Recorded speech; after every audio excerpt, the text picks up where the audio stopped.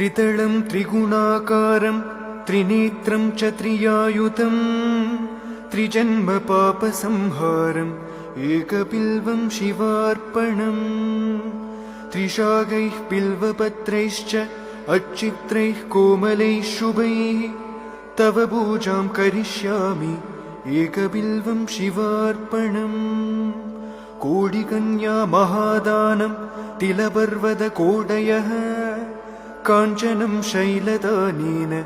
एकबिल्वं शिवार्पणम् काशीक्षेत्रनिवासं च कालभैरवदर्शनं प्रयागे माधवं दृष्ट्वा एकबिल्वं शिवार्पणम् इन्दुवारे व्रतं स्थित्वा निराहारो महेश्वरा नक्तं हौष्यामि देवेश एकबिल्वं शिवार्पणम् रामलिङ्गप्रतिष्ठा च वैवाहिककृतं तथा तडाकानि च सन्तानम् एकबिल्वं शिवार्पणम् अगण्डबिल्वपत्रं च आयुधं शिवपूजनम् कृतं नाम सहस्रेण एकबिल्वं शिवार्पणम् उमया सह देवेश नन्दिवाहनमेव च भस्मलेपन सर्वाङ्गम् एकबिल्वं शिवार्पणम् सालग्रामेषु विप्राणां तडाकं दशकूपयोः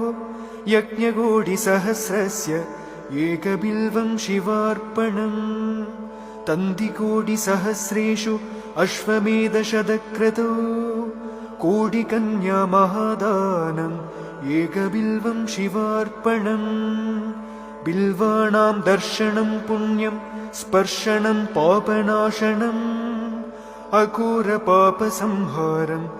एकबिल्वं शिवार्पणम् सहस्रवेदपाठेषु ब्रह्मस्थापनमुच्यते अनेकव्रतकोटिना एकबिल्वं शिवार्पणम् अन्नदानसहस्रेषु सहस्रोपनयनं तथा अनेकजन्मपापानि एकबिल्वं शिवार्पणम् बिल्वाष्टकमिदं पुण्यं यः पठेत् शिवसन्निधौ शिवलोकमवाप्नोति एकबिल्वं शिवार्पणम्।